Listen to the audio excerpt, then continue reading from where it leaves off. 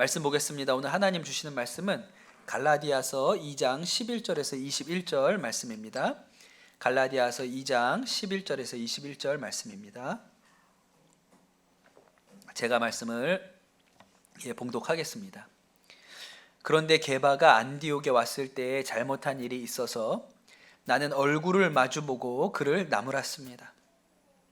그것은 게바가 야고보에게서 몇몇 사람이 오기 전에는 이방 사람들과 함께 음식을 먹다가 그들이 오니 할례 받은 사람들을 두려워하여 그 자리를 떠나 물러난 일입니다.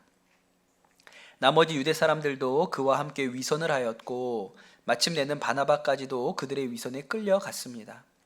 나는 그들이 복음의 진리를 따라 똑바로 걷지 않는 것을 보고 모든 사람 앞에서 게바에게 이렇게 말하였습니다.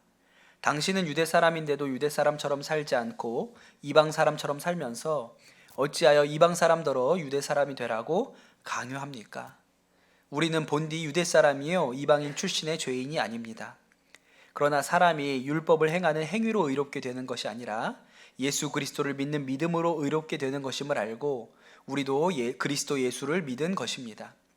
그것은 우리가 율법을 행하는 행위로가 아니라 그리스도를 믿는 믿음으로 의롭다고 하심을 받고자 했던 것입니다. 율법을 행하는 행위로는 아무도 의롭게 될 수 없기 때문입니다.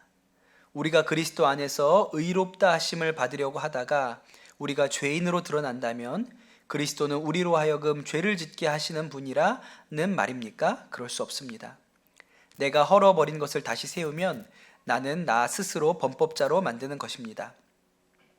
나는 율법과의 관계에서는 율법으로 말미암아 죽어버렸습니다. 그것은 내가 하나님과의 관계 안에서 살려고 하는 것입니다. 나는 그리스도와 함께 십자가에 못 박혔습니다. 이제 살고 있는 것은 내가 아닙니다. 그리스도께서 내 안에 살고 계십니다. 내가 지금 육신 안에 살고 있는 삶은 나를 사랑하셔서 나를 위하여 자기의 몸을 내어주신 하나님의 아들을 믿는 믿음 안에서 살아가는 것입니다. 나는 하나님의 은혜를 헛되게 하지 않습니다. 의롭다고 하여 주시는 것이 율법으로 되는 것이라면 그리스도께서는 헛되이 죽으신 것이 됩니다. 아멘. 하나님의 말씀입니다. 네, 오늘 금요 성령 집회 오신 모든 분들을 예수님의 이름으로 축복하고 환영합니다. 은혜의 보좌 앞으로 모두가 나가게 되시기를 바랍니다. 장로교 고신 측에 아주 유명한 목사님 중에 박윤선 목사님이라는 분이 계세요. 돌아가신 지는 아주 오래됐죠. 옛날 분이세요. 일제시대부터 목회를 하셨으니까 오래된 분인데 이 장로교 보수적인 고신교단 합동 쪽에서도 유명한 목사님이시죠. 고신대에서도 가르치셨고 총신대에서도 총신대 합신대 교장을 지내셨으니까 장로교의 보수적인 신학교에서 다 이렇게 학생들을 가르치고 또 교장으로 총장으로 이렇게 지내셨던 분이시라 굉장히 유명한 목사님입니다. 박윤선 목사님 하면 뭐가 유명하냐면 성경 주석으로 유명하세요. 혼자서 성경을 창세기부터 요한계시록까지 주석을 다 하셨거든요. 그 박윤선 성경 주석 전집을 쓰신 분이라 굉장한 대업적을 남기신 분이세요.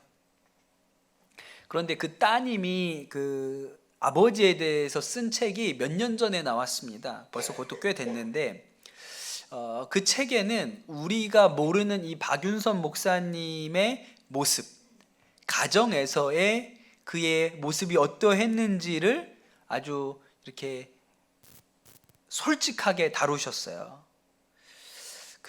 사실은 이 박윤선 목사님이 옛날 분이시기도 하시고, 그래서 굉장히 가부장적이기도 하셨고, 어떤 때는 굉장히 율법주의적으로 가족들을 대하셨기 때문에 자녀들 안에는 굉장히 깊은 상처가 있었다는 이야기를 이 따님도 목사님이 되었거든요. 박혜란 목사님께서 이제 시간이 많이 지나서 그 일에 대해서 솔직하게 기록을 남길 필요가 있다고 생각돼서 책을 쓰셨습니다. 거기에 이런 얘기가 나와요. 요 박혜란 목사님이 이제 20대가 되어서 원래는 집이 부산이죠. 그때 아버지가 부산에 있는 고신대에서 가르치셨기 때문에 부산에 살다가 대학을 서울로 왔습니다. 그래서 이제 서울에서 대학을 다니다가 방학이 된 거예요. 그래서 고향 아버지가 계시는 부산으로 다시 내려왔죠. 이제 부산에 내려와가지고 주일에 어디 교회 가서 예배를 드리러 가야 되는데, 옛날에 다녔던 교회가 있어요. 어렸을 때 다녔던 교회가 있죠. 지금 아버지는 그 교회를 안 다니시고 다른 교회에서 목회를 하시거든요. 거기서도 이제 뭐 교수니까 담임 목회를 하시는 건 아니고 그 예배 드리시는 교회가 따로 있었던 것 같아요. 근데 아버지한테 이렇게 부산에 오랜만에 내려와서 친구들도 볼 겸 해서 이번 주 주일 예배는 원래 다녔던 교회, 어린 시절을 보냈던 교회에 가서 예배를 드리고 오겠다, 그렇게 아버지한테 말씀을 드렸어요. 그랬더니 아버지께서 뭐라고 얘기하셨냐면, 너희의 예배의 목적이 무엇이냐? 이렇게 물어보셨어요. 그 친구를 만나는 것이 목적이냐? 그러면 네 행동은 주의를 범하는 것이다, 그렇게 얘기를 하셨어요. 그랬더니 이제 이 딸이 뭐라고 대답을 했냐면, 이제 뭐 20살쯤 되고 머리가 컸지 않습니까? 그러니까 아버지, 물론 예배를 드리는 목적은 주일을 제가 그 교회를 가는 것은 하나님께 예배를 드리는 게 목적이지요. 그런데 이왕이면 친구와 같이 드리면 더 좋겠다고 생각을 합니다. 게다가 제가 버스를 타고 갈 것도 아니고 걸어서 갈 것이니 주일을 범하는 것은 아닙니다, 그렇게 얘기를 했다는 거예요. 그때만 해도 아주 이 주일 지키는 일에 있어서 주일에는 돈도 쓰면 안 된다, 차도 타면 안 된다, 그러던 시절이 있었죠. 예, 옛날에 그랬어요. 예. 지금 그렇게 하잖아요. 우리 교인은 교회를 못 나옵니다. 주일날 차 타지 말라 그러면 누가 오겠어요? 근데 옛날에는 돈 쓰면 안 되니까 버스도 타면 안 된다, 이랬던 시절이 있었어요. 저도 어렸을 때 저희 어머니가 어디서 설교를 듣고 오신 모양이에요. 그래서 설교를 듣고 오셔서 주일날 돈 쓰면 안 된다, 그래서 어느 주부터 딱 끊었어요. 주일날은 돈 안 쓰는 거로. 예, 그랬던 때가 제가 기억이 나요. 어린 시절에. 예, 그때 좋았던 것은 주일날 돈을 못 쓰는 것으로 정했기 때문에 토요일이면 미리 먹을 걸 많이 사다 놓으셔서 그 좋았던 생각이 나요. 그런데 그때가 뭐 벌써 그게 한 30년 전이죠. 예, 30년 전인데 그게 아니고 지금 이거는 6, 70년 전이니 오죽했겠습니까, 그때? 예. 그런데 이제 박혜란 목사님이 아버님 그렇게 얘기하셨는데도 불구하고 이제 친구랑 같이 예배드리고 싶은 마음이 있어서 그 교회를 간 거예요. 그것도 이제 차 타고 가면 안 되니까 주일에 차 타면 범죄하는 것이니 걸어갔습니다. 2시간을 걸어가서 거기 가가지고 친구랑 예배를 드리고 그러고 돌아왔어요. 그랬는데 그 어머니가 이제 친어머니가 아니고 새어머니셨거든요. 박윤선 목사님이 이 박혜란 목사님 어릴 때 어머니가 돌아가셨습니다, 교통사고로. 그래서 새어머니가 들어오셨는데 딱 들어갔는데 새어머니가 하시는 이야기가 네 고집대로 네가 주의를 범했기 때문에 앞으로 네가 유학을 가든 결혼을 하든지 아버지께서 아무런 협조도 안 하시겠다고 선언을 하셨다, 이렇게 얘기를 하는 거예요. 근데 그때 이 20살 딸이 그 얘기를 듣고 너무 마음에 큰 배신감이 들었다. 내가 아버지 말씀을 한 번도 거역한 적이 없는데 어떻게 이거 하나를 안 들었다고 나한테 이렇게 하실 수가 있나? 그런 마음에 이렇게 배신감이 생겼다고 그렇게 얘기를 하세요. 근데 그러고 나서 이제 방학이 끝나고 딸은 서울로 올라갔습니다. 그리고 나서 무슨 사건이 하나 벌어졌는데, 미국 장로교단에서 한국에 파송한 스푸너라는 선교사님이 계셨다 그래요. 이 선교사님이 이제 한국에서의 사역을 다 마치고 미국으로 돌아가시게 되었는데, 당시에는 이게 미국하고 우리나라를 연결해주는 교통편이 마땅치가 않아서 돌아가시려면 미국 군함, 한국 전쟁 끝나고 얼마 되지 않았기 때문에 미국 군함을 타고 미국으로 돌아가셔야 되었대요. 그런데 이제 이 군함의 추락 날짜가 딱 정해져 있는 게 아니에요. 왜냐하면 이제 기밀 사항이라 미리 가르쳐 주질 않는 거예요. 그래서 그냥 이 스푸너 선교사님은 돌아가야 되니까 그냥 그 부두 옆에서 언제 떠나나, 그러고 떠난다 그러면 바로 타야 되니까 기다리고 계셨어요. 그냥 무작정 대기할 수밖에 없었는데 연락이 왔습니다. 출발 당일에 연락이 왔어요. 미국 간다고. 그러니까 막 짐을 싸가지고 배에 올라타야 되는 형편이 된 거예요. 그러면서 스푸너 선교사님이 그래서 한국에서 오랫동안 사역하셨는데 같이 동역했던 한국 목회자들한테 연락을 한 거죠. 오늘 떠난다, 이렇게 얘기를 했어요. 그러니까 뭐 한국에 있는 목회자들은 그 오랜 시간을 같이 동역하고 같이 울고 기도하고 이렇게 했던 선교사님이 오늘 떠나시는데 가서 얼굴이라도 보고 악수라도 하고 할 수 있으면 예배라도 드리고 뭐 그렇게 해야 되잖아요. 근데 문제는 그날이 주일이었어요. 그래서 박윤선 목사님도 그 연락을 받은 분 중에 한 분인데, 급하니까 언제 배가 떠날 줄 모르니까 택시를 탑니다. 그리고 그 부두에 가가지고 이제 빨리 인사를 하고, 이제 근처에 있는, 주일이니까 근처에 있는 다른 교회에 가가지고 주일 예배를 드려야지 이렇게 생각했는데, 이게 뭐 구남에 올라가는 절차가 너무 복잡해가지고 시간이 많이 걸린 거예요. 그래서 그날 어느 교회에서 주일 예배를 못 드리고 그냥 그 배 갑판에서 선교사님하고 목사님 몇 분이 이제 송별 예배, 환송 예배를 드리셨다는 거예요. 근데 이 일이 문제가 됐습니다. 고신교단 총회에서 이 박윤선 목사님이 주일 예배 드리지 않은 것, 주일에 돈을 지불하지 않고 택시를 탄 일이 주일을 범한 것이다, 주일을 지키지 않고 죄를 지은 것이다, 그래가지고 신학교 교장 자리에서 쫓아내요. 총회에서도 쫓겨납니다. 그래서 박윤선 목사님이 고신교단을 떠나게 돼요. 그게 그때는 대단한 사건이었어요. 스푸너 선교사 배웅 사건이라고, 그런 사건이 있었어요. 지금 우리가 들으면 되게 황당한 얘기죠.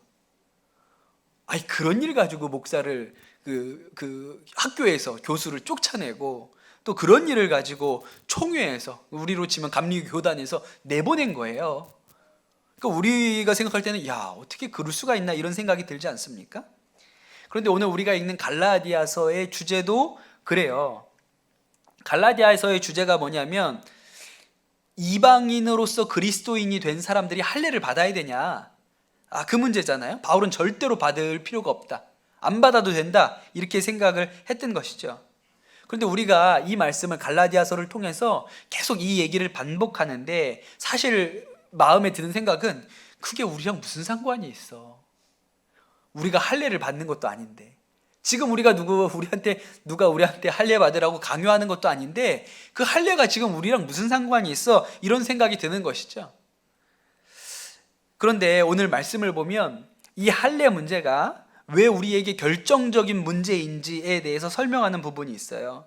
2장 16절에 그 문제의 본질을 다룹니다. 16절에 이렇게 기록하죠. 그러나 사람이 율법을 행하는 행위로 의롭게 되는 것이 아니라 예수 그리스도를 믿는 믿음으로 의롭게 되는 것임을 알고 우리도 그리스도 예수를 믿은 것입니다. 그것은 우리가 율법을 행하는 행위로가 아니라 그리스도를 믿는 믿음으로 의롭다 하심을 받고자 했던 것입니다. 율법의 행위로는 아무도 의롭게 될 수 없기 때문입니다. 그랬어요. 율법을 행하는 행위로는 구원받을 수가 없다, 의롭게 될 수가 없다, 구원을 얻을 수가 없다. 오직 그리스도를 믿는 믿음으로 의롭게 된다고 말합니다. 그러니까 행위가 아니라 믿음으로 구원을 받는다고 말해요. 이게 왜 그렇게 중요할까요? 행위가 아니라 믿음으로 구원받는다, 많이 들어보셨죠? 우리가 믿음으로 구원받는다라고 얘기하는데 이게 뭐가 그렇게 중요할까요? 할례를 받고 안 받는 문제가 왜 그렇게 중요할까요? 여러분, 행위로 구원받는다는 얘기는 이런 것입니다. 우리가 일반적으로 생각하는 것처럼 이런 거예요. 착한 일 많이 하면 천국 간다, 선을 많이 행하면 구원을 얻는다, 이렇게 생각하는 것이죠. 제가 전에 설교하면서 조로아스터교 얘기를 한번 한 적이 있습니다. 그렇죠. 인도의 아주 부자들, 재벌 중에 상당수가 조로아스터 교인이라고 말씀을 드렸어요. 그리고 이 조로아스터 교도들은 아후라 마즈다라는 자기들의 유일한 신이 죽으면 이렇게 저울을 들고 딱 와가지고 평생토록 내가 살면서 했던 선한 일과 악한 일을 이렇게 저울에 달아본다 그랬죠. 그래서 악한 쪽으로 저울이 기울면 지옥에 가는 거고, 선한 쪽으로 기울면 천국에 가는 거이다, 그렇게 말씀드렸잖아요. 근데 세상 거의 모든 종교가 그렇습니다. 그렇게 가르쳐줘요. 자신이 어떻게 살았는지를 근거로 구원의 여부가 결론이 납니다. 그게 행위 구원이죠. 내가 착한 일을 많이 하면 구원을 받아, 이렇게 생각하는 거예요. 그게 세상에서 볼 때 받아들이기가 편합니다. 그게 이치에 맞는 것처럼 이치에 맞는 것처럼 생각이 돼서 그래요. 이슬람교도 똑같은데, 이슬람교도들은 살면서 5가지를 해야 된대요. 하나가 그 신앙 고백이고, 알라가 유일한 하나님이다 라고 말하는 신앙 고백이고, 또 하나는 기도, 그래서 하루에 5번 시간 맞춰서 기도하는 거. 그래서 이슬람 국가 가면 어디나 시간 되면 이렇게 소리가 나오죠. 아잔이라 그래서 코란을 읽어주는 소리가 나옵니다. 그리고 세 번째가 자선, 어려운 사람 도와야 돼요. 그 다음에 라마단 금식 그거 해야 되고, 또 마지막이 메카로 성지순례를 갔다 와야 된다고, 5가지를 꼭 해야 된다고 하잖아요.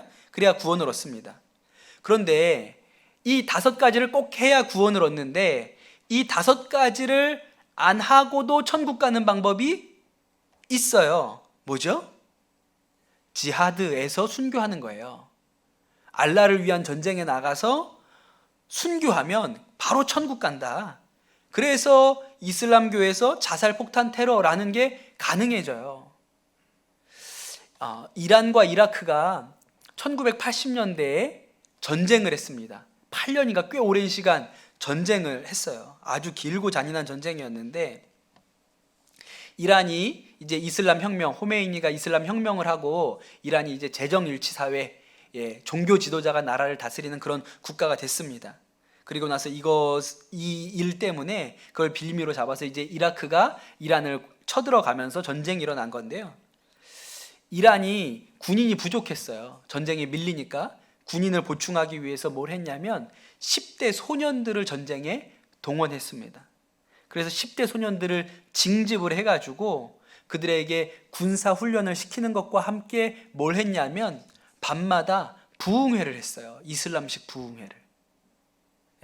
그 부흥회에 가면 그 성직자들이 이 꾸란을 들먹이면서 이 전쟁에서 순교하면 천국에 간다. 그 소년병들이, 그 10대 청소년들이 그 집회에 들어가면 열광의 도가니였다 그래요. 천국에 가면 72명의 젊은 처녀를 아내로 맞을 수 있다. 이렇게 가르쳐 줬고, 그들이 집회가 끝나고 우리로 치면 은혜 받고 나오면 뭘 줬냐 하면 이렇게 플라스틱으로 된 그 열쇠 모양의 목걸이를 걸어줬다 그래요. 거기 그걸 이제 금으로 씌워서, 플라스틱인데 그 애들 그 장난감에 조악하게 금으로 씌운 그 플라스틱 그 열쇠 목걸이를 걸어주고, 천국 열쇠다. 전쟁에 나가서 죽으면 천국 간다. 그렇게 가르쳐 줘가지고 수없는 소년들이 전쟁터로 나가서 총알바지로 죽었습니다. 어마어마하게 죽었어요. 근데 기가 막힌 거는 다 가난한 집 애들만 나갔어요. 부잣집 아이들은 안 나갔어요. 그러니 진짜 천국 간다고 생각한 것도 아닌 거예요. 그런데 여러분, 지금도 그런 일이 반복됩니다. 파키스탄에서도 그런 일이 일어나고 아프가니스탄에서도 일어나죠. 그게 탈레반이에요. 탈레반이 학생이란 뜻이잖아요. 신학생이란 뜻. 그렇게 가르치는 거예요. 거기 나가서 순교하면 천국 간다. 벌써 한 10몇 년 전에 그 인도의 뭄바이에서 테러가 있었거든요. 그래서 그 타지마할 호텔이라는 아주 고급 호텔에 들어가서 총기를 난사해서 거의 200명 가까이 사람이 죽었어요. 근데 파키스탄에서 아주 가난한 집 아이들이 테러리스트로 훈련받아가지고 쳐들어갔거든요. 근데 그 아이들이 얼마나 테러리스트들이 가난했냐면 그 호텔에 가서 양변기를 처음 봤다는 거예요.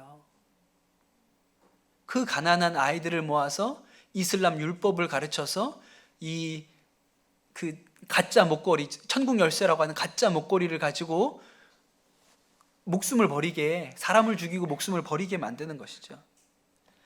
착한 일 하면 천국 간다, 좋은 것 같아요. 착한 일 하면 천국 가면 좋은 거지. 그런데 여러분, 이것이 얼마나 사람을 악하게 만들 수 있는지 몰라요. 천국만 가면 뭐든지 해도 되니까. 천국만 갈 수 있으면 뭐든지 할 수 있으니까요. 그런데 이것을 누구보다 잘 알았던 사람이 누굽니까? 이걸 누구보다 잘 알았던 사람이 바울이에요. 왜냐하면 바울이 그렇게 살았거든요. 유대인은 율법을 잘 지켜야 천국에 간다 그랬습니다. 하나님의 율법을 지키는 것이 구원의 방법이라 그랬어요. 바울은 그대로라고 치면 누구보다 율법 잘 지키는 사람이었어요. 유대인 중에 유대인, 바리새파 사람이었습니다. 그런데 율법을 아주 열심히 지켰는데 더 좋은 사람이 된 게 아니고 더 악한 사람이 되었어요. 예수님 하신 얘기에 보면 어떤 율법 교사가 예수님을 찾아와서 물어보죠. 선생님, 어떻게 해야 영생을 얻습니까? 라고 물어보니까 예수님이 이렇게 대답을 해요. 율법에는 뭐라고 써 있나? 이렇게 다시 반문하시죠. 그러니까 그 율법학자가 내 마음을 다하여 주 너의 하나님을 사랑하여라. 그리고 또 내 이웃을 내 몸과 같이 사랑하여라 그랬습니다. 그랬더니 예수님이 옳다 그랬어요. 그럼 여러분, 율법을 잘 지키면 어떻게 되냐면 하나님을 사랑하죠. 그러나 율법을 열심히 지키면 또 뭐 어떻게 해야 돼요? 이웃을 사랑해야 돼요. 그런데 바울이 정말 율법을 열심히 지켜봤거든요. 근데 희한한 것은 이웃을 더 사랑하게 되지 않더라는 거예요. 율법을 자신이 열심히 지키면 지킬수록 어떻게 되었을까요? 미운 사람이 많아졌어요. 싫어하는 사람이 많아졌어요. 그래서 유대 사람들은 사마리아인이라고 하면 상종도 하지 않았습니다. 인간으로 보지도 않았어요. 그리고 또 바울에게 있어서는 자신들이 유대인이라고 하면서 예수를 구원자로 믿는 사람들이 있는 거예요. 견딜 수가 없었어요. 그런 자들이 있다는 얘기만 들어도 치가 떨렸어요. 저런 가짜들, 이렇게 생각이 된 것이죠. 사람들이 화가 나서 이제 스데반이라는 사람이 예수님이 구원자라고 얘기를 하니까 사람들이 화가 나서 이 스데반에게 돌을 던져서 죽입니다. 그 옆에 사도 바울이 그것을 지켜보고 있었죠. 그러면서 당연하다고 생각했어요. 죽여야 된다.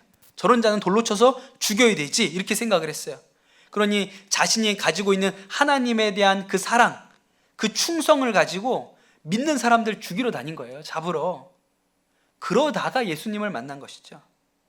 그러니 여러분, 바울은 어떤 사람이냐면 율법을 지킨다는 것, 행위로 구원받는다는 것이 얼마나 무서운 건지를 알았던 사람이에요.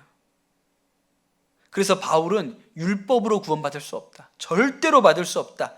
오직 예수님을 구원자로 믿는 믿음으로만 구원을 받을 수 있다.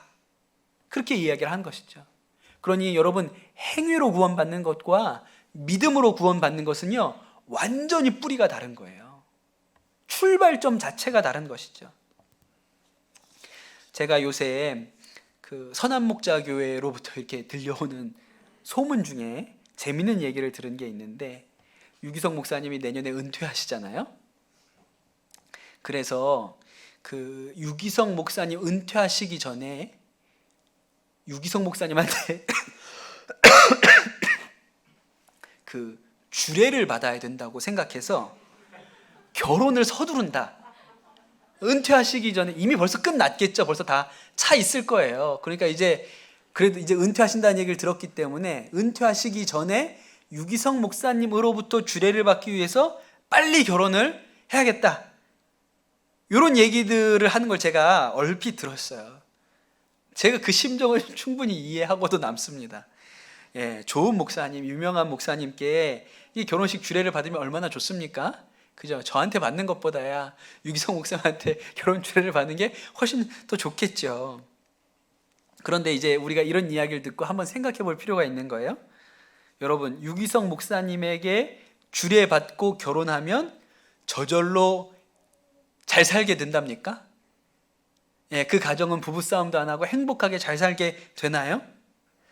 정말로 만약에 유기성 목사님께 주례를 받아서 기계적으로 잘 살게 된다라고 하면 10,000,000금을 주고도 가서 받으라. 길을 쓰고 목사님 은퇴를 못 하시게 하고라도, 은퇴식 하면 막 들어넣어서 내 주례하시기 전에 은퇴 못 합니다, 이렇게 하고라도 받으라고 권해드릴 거예요. 그렇게 된다면요. 근데 여러분, 그래요 안 그래요? 유기성 목사님 주례받고 결혼하면 부부싸움 안 하고 행복하게 잘 살게 됩니까? 아닙니까? 그렇지 않아요. 제가 어떻게 하는지 알아요? 저도 유기성 목사님한테 주례를 받고 결혼했어요. 저랑 아내도 유기성 목사님 주례를 받고 결혼을 했습니다. 그럼 부부싸움 안 합니까? 할 거 다 하죠. 다 해요. 그러니 누구에게 주례 받았는지가 그 결혼 생활의 좋고 나쁨을 결정하나요? 그렇지 않아요. 그렇지 않죠. 그러니 이 사실은 이런 일로 욕심낼 필요가 별로 없는 거예요. 그런데 문제는 여기서 조금 한 발자국 더 가는 거예요. 이런 일이 실제로 일어나지는 않지만 이럴 가능성이 있는 거야. 나중에 그렇게 유기성 목사님한테 주례를 받았습니다. 나중에 무슨 일이 벌어질까요? 유기성 목사님께 주례 받은 게 인생의 자랑이 돼요. 가정의 부부가 연합해서 행복하게 사는 게 자랑이 아니고 옛날에 유목사님한테 주례받았다는 게 자랑이에요. 그리고 또 거기서 한 발자국 더 가면 무슨 문제가 생길까요? 유기성 목사님께 주례받은 주례파가 생겨요. 우리는 유기성 목사님한테 주례받은 사람들이야. 그러면서 유기성 목사님한테 주례 못 받은 사람들하고는 우리랑은 좀 달라. 이런 게 되는 거예요.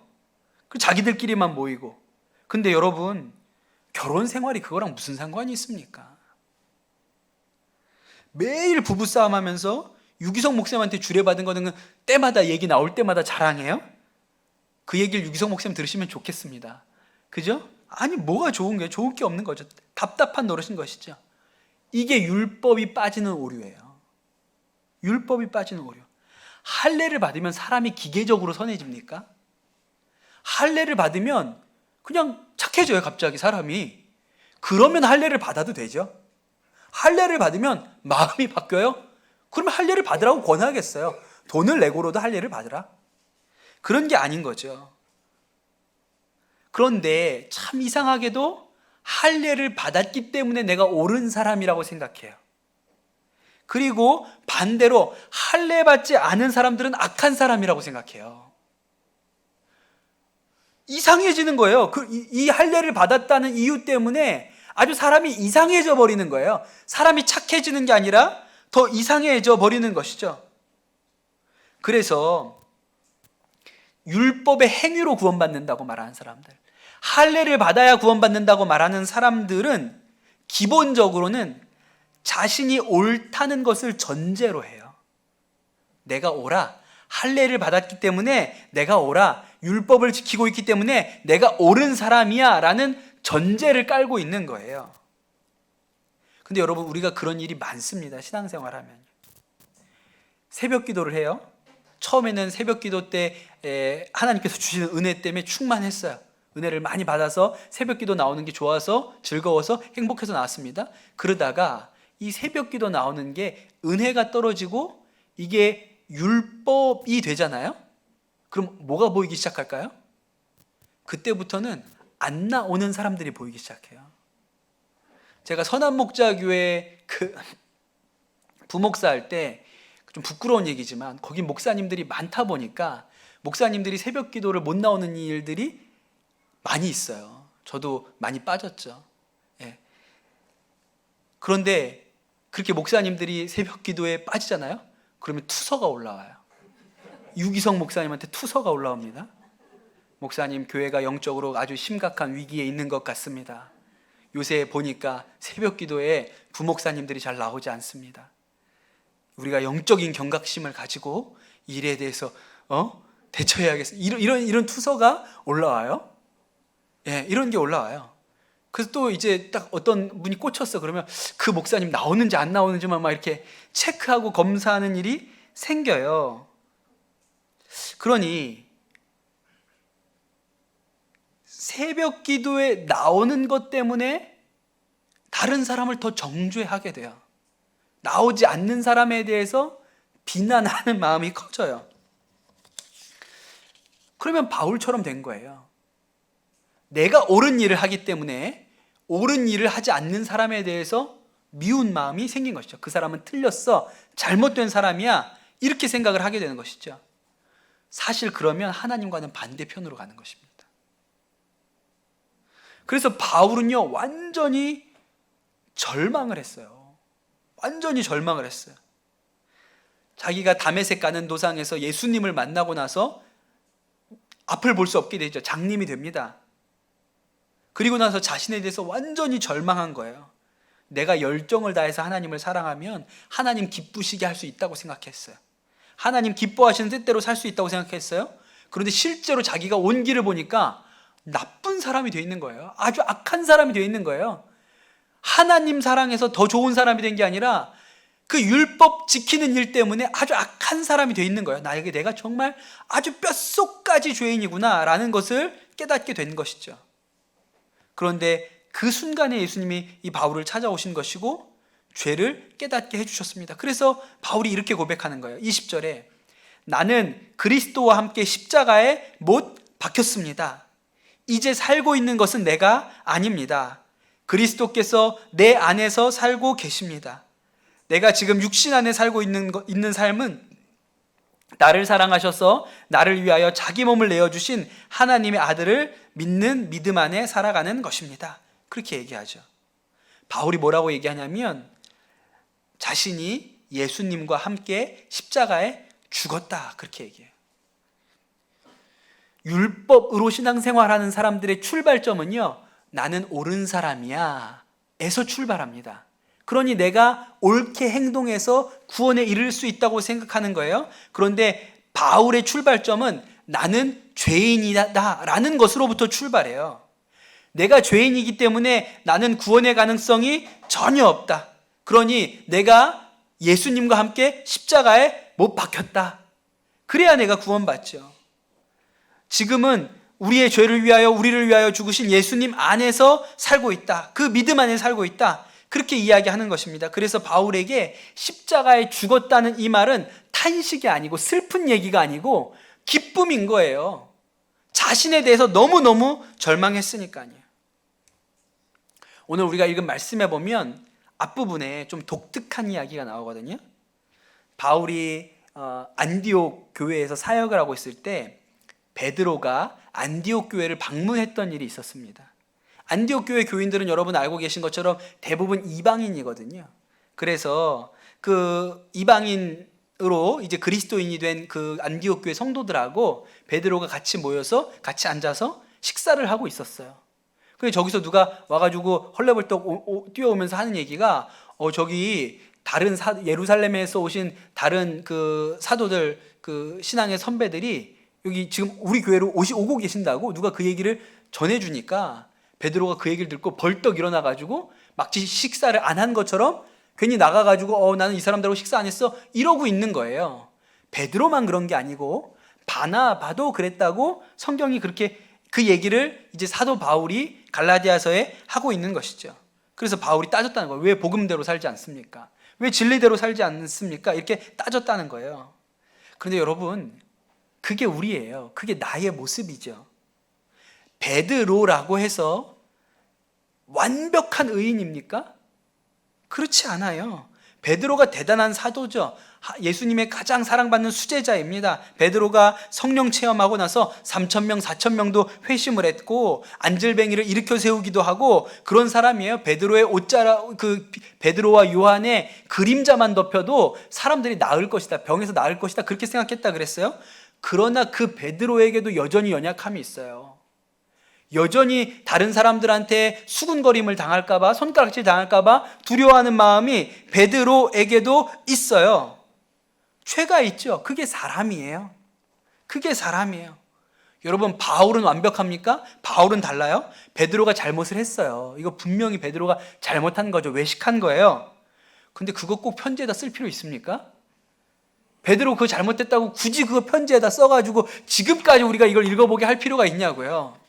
근데 베드로가 그거를 사도 바울이 썼어요. 자기가 옳다는 얘기를 하려고. 거기에다가 그 안 써도 되는데 굳이 베드로가 거기 해가지고 막 일어나가지고 모른 척하고 외식했다, 그래서 내가 한 소리 했다, 그 얘기를 거기다 쓰잖아요.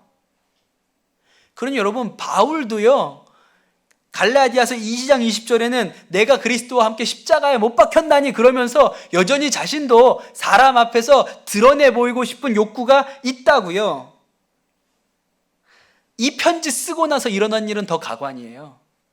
이 편지를 보내고 나서 사도 바울이 2차 전도 여행을 떠나려고 합니다. 그때 떠나기 전에 바나바랑 크게 다퉈요. 성경이 심히 크게 다퉜다 이렇게 기록해요. 왜 다퉜냐? 마가 요한이라는 사람을 데리고 갈까 말까 이거 가지고 다툰 거예요. 마가 요한이 1차 전도 여행 때 따라갔다가 힘들다고 중간에 포기하고 돌아갔어요. 그러니까 바울은요, 마가가 마음에 안 들어요. 그래서 두 번째 여행 갈 때 안 데리고 가고 싶어요. 근데 바나바는 좀 마음이 유한 사람이거든요. 그리고 사촌이에요. 요한이 사촌이란 말이에요. 그래서 데리고 가자 그래요. 그거 가지고 둘이 대판 싸웁니다. 그리고 결국 어떻게 돼요? 따로 가요. 각자 가. 그럼 너는 너대로 나는 나대로 가자. 그러고 따로 가요. 그 얘기가 사도행전에서 나오죠. 그런데 여러분, 그 사건 벌어지기 전에 사도 바울이 뭐라고 편지를 썼어요? 내가 십자가에 그리스도와 함께 십자가에 못 박혔나니 그런즉 이제는 내가 사는 것 아니요 내 안에 그리스도께서 사시는 것이라 그렇게 썼어요. 그렇게 써놓고 뒤에 가서는 바나바랑 싸웠다고요. 그런데 여러분, 복음이 뭡니까? 복음은 우리가 그런 죄인이고 그런 나약함을 가진 사람이라는 걸 인정하는 게 복음이에요. 우리도 죄인이죠. 바울도 죄인이고 베드로도 죄인인 거예요. 그들은 사도이기 때문에 흠없는 사람들이 아니에요. 그들도 죄인이었어요. 그래서 성경에 그들의 이런 치부들이 드러나죠. 우리가 이런 우리의 연약함이나 우리의 죄가 드러날 때 어떻게 생각합니까? 야, 나는 정말 하나님 앞에 의롭다고 인정받을 게 일도 없구나. 하나도 없구나. 내가 이렇게 형편없는 사람이구나. 하나님 은혜 아니면 난 정말 못 사는 사람이구나 라고 깨닫게 되는 것이죠. 그게 복음의 출발이에요. 그게 복음의 출발이죠. 행위로 구원을 받는다고 하는 사람들의 출발은요, 내가 의롭다고 하는 생각에서 출발해요. 그러나 믿음으로 구원받은 사람은 자신이 죄인이라는 것으로부터 출발합니다. 그렇기 때문에 행위로 구원받는다고 말하는 사람과 믿음으로 구원받는다고 말하는 사람은 완전히 다른 편에 서 있는 거예요. 출발점이 다르니까요.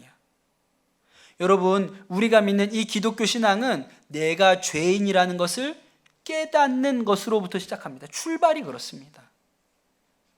교회를 10년, 20년, 30년, 40년을 다녔어요. 그런데 내가 죄인이라는 사실을 인정한 적이 한 번도 없어요. 그러면 사실은 아직 한 발자국도 출발하지 않은 거예요. 믿음은 하나도 출발한 적이 없어요. 여러분 한번 생각을 해보세요. 여러분 가족 중에 혹시 예수 안 믿는 사람이 있어요? 교회는 억지로 따라 나오거나 와가지고 주차장에만 있는 그런 우리 가족, 남편 있다고 이렇게 생각을 해보세요. 특징이 있어요. 어떤 특징이 있을까요? 본인이 되게 옳다고 생각해요. 본인이 되게 옳다고 생각해요. 아내를 교회 예배당까지 데려다주고 주차장에 기다리고 있는 남편이 이렇게 생각합니다. 나는 관대하다. 이렇게 생각해요. 나는 관대한 남편이야. 나는 좋은 남편이야. 아내의 종교 생활을 보장해주는 훌륭한 남편이야. 이렇게 생각해요. 도리어 교회에 열심히 나가는 사람이 이상한 사람이라고 생각을 합니다. 그런데 정말 거듭난 그리스도인은요, 자신에 대한 절망이 있어요. 야, 나로는 진짜 안 되는구나. 내가 노력해도 안 바뀌는 거구나. 그런 사람이 갈라디아서 2장 20절의 말씀을 받잖아요? 그러면 이건 충격인 거예요.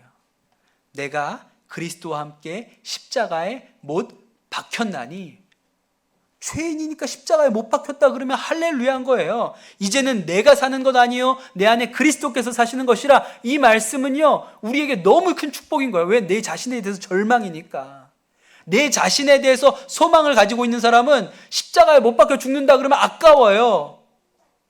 나한테 소망이 있는데 내가 왜 죽어야 돼? 이렇게 생각하니까요. 그런데 내 자신에 대해서 절망한 사람은 내가 예수 그리스도와 함께 십자가에 죽었으니 이제는 내가 사는 것이 아니요 내 안에 그리스도께서 사시는 것이라 그러잖아요. 그럼 할렐루야죠. 너무너무 기쁜 거예요. 마틴 루터가 죄 안 짓고 살아보려고 애를 썼습니다. 마틴 루터가 뭐라고 이야기하냐면, 율법을 지키기로, 수도원의 규칙을 지키기로 1등을 꼽으라면 1등은 단연코 나다. 나만큼 수도원에서 정해진 규칙을 잘 지킨 사람이 없다. 그런데 구원의 확신이 없었어요. 그래서 어떡합니까? 로마로 가죠. 로마의 그 라테라노 대성당인가요? 하여튼 그 예루살렘에 있던 빌라도 법정에 있던 계단을 떼어다가 거기에다가 갖다 놨다잖아요. 그래서 그 계단을 무릎으로 기어 올라가면서 한 걸음 올라가서 주기도문을 외우고 한 걸음 올라가서 주기도문을 외워서 끝까지 올라가면 죄사함을 받는다. 로마 교회에서 그렇게 가르쳐줬다고요. 그래서 그가 무릎을 꿇고 끝까지 올라갔어요. 그거 너무너무 하고 싶었다고요. 왜? 그렇게 하면 내가 구원받을 줄 알고, 내가 천국 갈 확신이 생기는 줄 알고 너무너무 기다려서 끝까지 그렇게 올라갔어요. 그리고 끝에 올라가서 이렇게 생각했죠. 이게 무슨 소용이 있나? 이게 무슨 소용이 있나 도대체? 그랬던 루터에게 하나님의 말씀이 쫙 비추었습니다. 그게 갈라디아서예요. 내가 그리스도와 함께 십자가에 못 박혔나니 그런즉 이제는 내가 사는 것 아니요 내 안에 그리스도께서 사시는 것이라. 너무 기쁜 거예요. 내가 아무리 노력하고 살아보려고 애써도 안 되던 내가 이미 예수 그리스도와 함께 십자가에 죽었다고 성경이 기록하고 있으니까 이제 그 다음부터 내가 사는 건 내 안에 그리스도와 함께 사는 것이라고 하나님의 말씀이 딱 기록하고 있으니까 눈이 번뜩 열리죠. 할렐루야! 난 죽었습니다. 내가 살아보려고 애쓰고 수고해도 안 되던 나는 십자가에 이미 죽었군요. 이제 나는 예수 그리스도와 함께 사는 것입니다. 이것이 놀라운 믿음의 고백이 된 것이죠. 여러분, 그리스도인은요 절망이 있어야 돼요. 바울이 자기 절망이 있습니다. 이렇게가 내 스스로는 안 되는구나 라는 절망에서 예수님을 만나는 거거든요. 지금도 주일에 우리 청소년들이 제자 훈련을 하고 있습니다. 너무 귀해요 하고 복되죠. 이 아이들이 청소년 시절에 이렇게 제자 훈련을 하겠다고 그렇게 신청을 해가지고 지금 숙제도 하고 주일마다 하고 있어요. 그 아이들 제자 훈련 단원 중에 4단원에 나는 죽고 예수로 살고 라는 단원이 있습니다. 그 단원, 우리가 잘 아는 이 갈라디아서 2장 20절과 관련된 내용들이 그 한 단원에 나와요. 그런데 거기에 질문 중에 내 인생의 문제라고 생각되는 것이 무엇이냐, 나로 인해서 내 인생이 망가지고 어그러진 문제가 있다면 써보라, 이런 질문이 있거든요. 그래서 그걸 이제 중학생들이 이제 씁니다. 제가 중학교 남학생 반을 할 때 애들이 숙제를 해온 것을 돌아가면서 시켜봤어요. 그랬더니 너는 네가 인생에 내 자신이 문제라고 생각한 경험이 있니? 라고 물어봤는데 대부분 이렇게 대답해요. 모르겠는데요. 잘 모르겠는데 이렇게 대답해요. 한 아이가 그래서 써왔어요. 걔는 그래도 숙제를 열심히 한 거예요. 써왔어요. 그래서 너는 네 인생에 네가 문제라고 생각하는 게 뭐니? 라고 하니까 그 아이가 뭐라고 대냐면 키가 안 커서 문제래요. 자기는 너무 키가 크고 싶은데 키가 안 커서 문제라는 거예요. 그래서 제가 그 얘기를 들으면서 중학생이구나. 역시 중학생이구나. 이렇게 생각을 했어요. 근데 그 얘기를 듣고 그 옆에 있는 애가 번뜩 뭐가 생각이 났나 봐요. 자기도 인생이, 아까는 모르겠다 그랬는데 자기도 문제가 있대요. 그 뭐가 문제냐라고 물었는데 오늘 제자 훈련 오기 전에 배가 고파서 편의점에 갔다는 거예요. 그 편의점에서 뭘 먹을까 봤는데 그 이렇게 짜장 범벅이라고 이렇게 조그만 이렇게 짜장면 같은 거 이렇게 그 컵라면 같은 게 있어가지고 그걸 먹으려고 이제 뜨거운 물을 사가지고 뜨거운 물을 버가지고 이제 기다렸다가 그게 이제 물을 따라내야 되나 보죠? 물을 이렇게 버려야 되나 봐요. 그래서 물을 버리려고 그걸 물을 졸졸졸 흘리다가 면까지 다 쏟아져서 버렸다는 거예요. 그게 자기 인생의 문제라는 거예요. 이게 내 인생의 문제라고. 그래서 제가 깨달은 거죠. 인생에 대해서 절망해 본 경험이 없는 거구나. 이 아이들은 여전히 자신에게 소망이 있어요. 여러분, 왜 중학생들이 요새 자꾸 학교를 그만두겠다고 하는지 아세요? 자신에게 소망이 있어서 그래요. 학교 그만두고도 자기 생각엔 자기가 잘 살 것 같거든요. 학교 안 나가도 자기는 보란 듯이 성공할 수 있을 것 같아요. 자기 자신에게 소망이 있으니까 자꾸 학교를 그만둔다 그러는 거예요. 나는 괜찮은 사람이라고 생각하니까 한 번도 자기 자신에 대해서 절망해 본 적이 없어요. 그러니까 아무리 말씀을 들어도 이해가 안 되는 거예요. 그래서 저는 중학교 남학생들에게는 나는 죽고 예수는 살고 가르치려고 생각을 안 합니다. 네가 내가 절망을 해봐야 이걸 나중에 하지. 근데 이 아이들 중에 절망을 경험한 애들이 있어요. 학교에서 친구들하고 어울려 다니다 하면서 약한 애들 괴롭히다가 나중에는 그 화살이 자기한테 돌아와가지고 친구들한테 어려움 당하고 나 학교 못 나가겠다고 집에서 가가지고 나 이제 학교 못 나가겠다고 얘기했는데 왜 못 나가는지 얘기도 못하고 엄마 아빠랑 대판 싸우고 그래서 방에 들어가서 삐져가지고 나오지도 않고 그렇게 일주일씩 빠지고 그냥 엉망진창으로 자기의 삶이 되는 거예요. 그때 소망이 없구나라고 깨달으면 그러면 예수님 만나는 거죠. 근데 계속 내 안에 소망이 있다고 생각하면 계속 이상한 걸 계속 하는 거예요. 학교 그만뒀다가 그 다음에 무슨 학원 보내줬다가 기숙학원 들어가겠다 그랬다가 그러다가 조금 있다 나오고 이런 일들이 계속 벌어지는 거예요. 자신에게 소망을 두니까요. 그런데 여러분, 우리도 마찬가지죠. 아직도 나에 대해서 나한테 소망이 있어. 나 정도면 괜찮은 사람이야. 나 정도면 가능성이 있어. 그러면 율법으로 살아보려고 애씁니다. 내가 좋은 사람 돼보려고 애써요. 근데 여러분, 그렇게 살아서 잘 사라지잖아요? 그럼 교만하고 남 정죄하는 사람도 되고요. 안 사라지면 실망하고 망가지는 거예요. 내가 정말 좋은 가정 한번 꾸려봐야지 그렇게 마음에 먹고 기도하고 뭐 부부 학교도 갔다 오고 결혼했어요. 근데 안 돼, 잘. 절망하죠. 정말 좋은 부모 돼보고 싶었는데 나는 내 아버지 어머니가 나한테 채워주지 못한 것처럼 그렇게 자식한테 하지 말고 자식한테 정말 좋은 부모 되어야지 라고 생각했는데 막상 자녀를 낳아서 키워보니까 혈기가 계속 화가 나요. 그 절망하죠. 내가 정말 주님 기뻐하시는 삶을 살아보고 싶었는데 잘 안 돼요? 안 되는구나. 절망하죠. 저도 절망합니다. 야, 교인들이 나를 보고 교회를 세워보겠다고 이렇게 따라 나왔는데 내가 그만한 사람이 되나? 야, 내가 지금 사기치고 있는 거 아닐까? 그런 절망이 수시로 오죠. 그런데 여러분, 그 절망을 뚫고 예수 그리스도의 빛이 들어오는 거예요. 내가 그리스도와 함께 십자가에 못 박혔나니 할렐루야. 아무리 해도 안 되던 내가, 아무리 내가 길을 쓰고 좋은 가정, 좋은 부모, 좋은 목사, 하여튼 뭐 돼보려고 애를 쓰고 길을 써도 안 되던 내가 예수 그리스도와 함께 십자가에 못 박혔다니 할렐루야. 너무 좋다. 너무 잘 됐다. 그런즉 이제는 내가 사는 것 아니고 내 안에 그리스도께서 사는 것이다. 아멘, 아멘입니다. 아멘. 그것밖에는 내 안에 소망이 없네요. 그것밖에는 내 안에 다른 게 붙들 것이 없습니다. 할렐루야. 그렇다고 선포해 주셨으니 아멘입니다. 내가 사는 것 아니요, 내 안에 그리스도께서 사는 것이니 한 번 또 가서 살아보지요. 이게 말씀을 붙들고 사는 거예요. 그 CBS 새롭게 하소서라는 간증 프로그램이 있죠. 유명한 분들 나와서 간증하시는 프로그램이 있습니다. 유튜브에도 그 CBS 새롭게 하소서가 많이 올라와 있는데 그 중에 최다 조회수를 기록한 간증이 최강희라는 여배우가 한 간증이래요. 그게 벌써 한 올라온 지 7년 정도 됐다고 하는데 그런 겁니다. 최강희는 누군지 아시죠? 그죠? 여러분은 아실 것 같아요. 애들한테 물어보면 모를 것 같지만 여러분은 잘 아실 것 같습니다. 모태신앙으로 태어났고 어려서부터 늘 어머니 기도하는 어머니 보면서 자랐다 그랬어요. 근데 참 이상하게도 자존감이 대단히 낮고 삶의 이유를 몰랐다 그랬어요. 그러면 속으로 무슨 생각을 하냐면 어려서부터 이 인생을 언제 다 살지 이런 생각을 했다는 거예요. 그런데 마음에는 착하게 살아야지 이런 생각이 있었다 그래요. 그래서 뭘 했냐면 헌혈을 많이 했답니다. 헌혈을 많이 했대요. 내 피로, 나는 이렇게 보잘것없는데 내 피로 다른 사람을 살릴 수 있다니까 그 헌혈을 많이 했대요. 그래서 30번 이상 헌혈을 해가지고 헌혈 유공 은장 적십자사로부터 받았다는 거예요.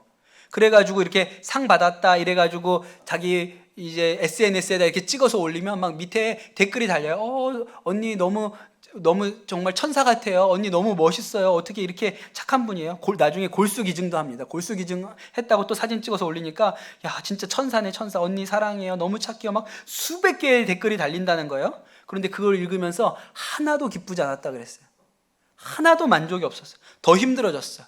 왜냐하면 자기는 늘상 집에 들어가면 마음이 공허하고 힘들어서 술과 담배로 사는 사람인데 사람들이 몰라요.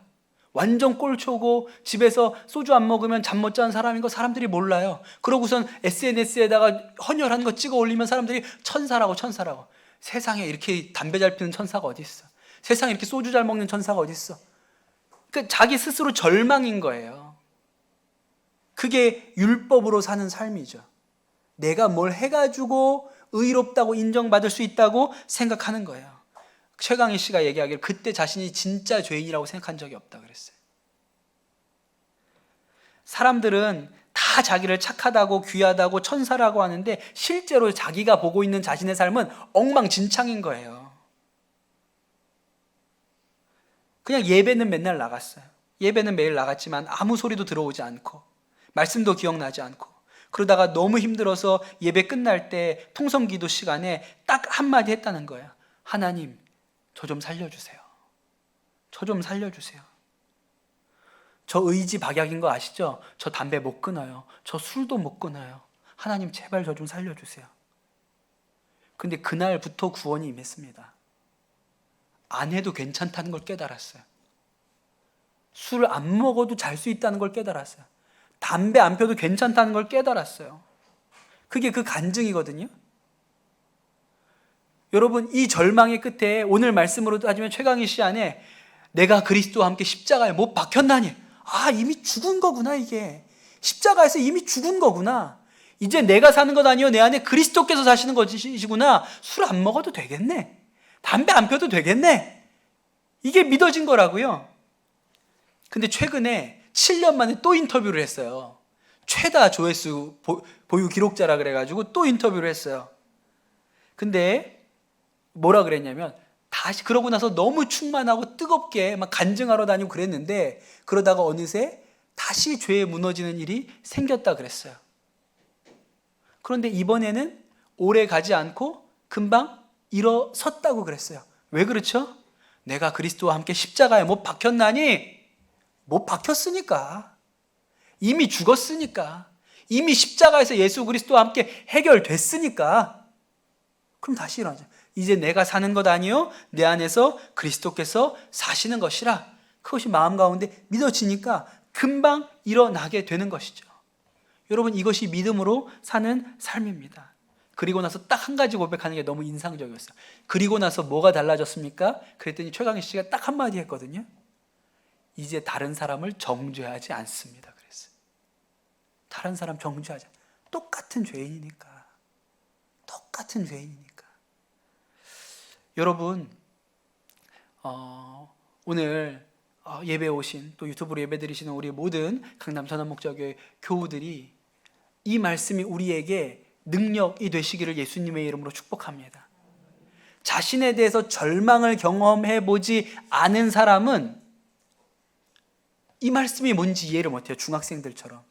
내가 십자가에서 죽었다. 예수 그리스도와 함께 십자가에서 죽었다는 말을 이해하지 못합니다. 그러나 나 자신에 대하여 절망해 본 사람, 야, 내가 진짜 죄인이구나. 뼛속까지 아주 속속들이 죄인이구나.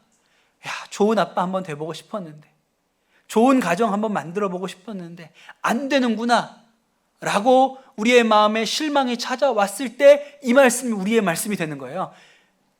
내가 그리스도와 함께 십자가에 못 박혔나니, 여러분 마음에 믿으시기를 축복합니다. 십자가에 못 박혔습니다. 죽었습니다. 끝장났습니다. 그럼 이제 우리는 어떻게 해요? 이제 내가 사는 것은 내 안에 그리스도와 함께 사는 것이니, 예수와 함께 살면 되겠구나.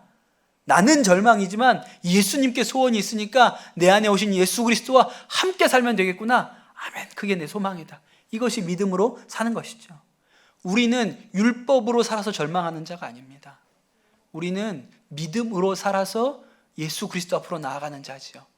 여러분, 그 믿음 가운데 서시게 되기를 예수님의 이름으로 축복합니다. 우리 같이 찬양하고 기도하겠습니다.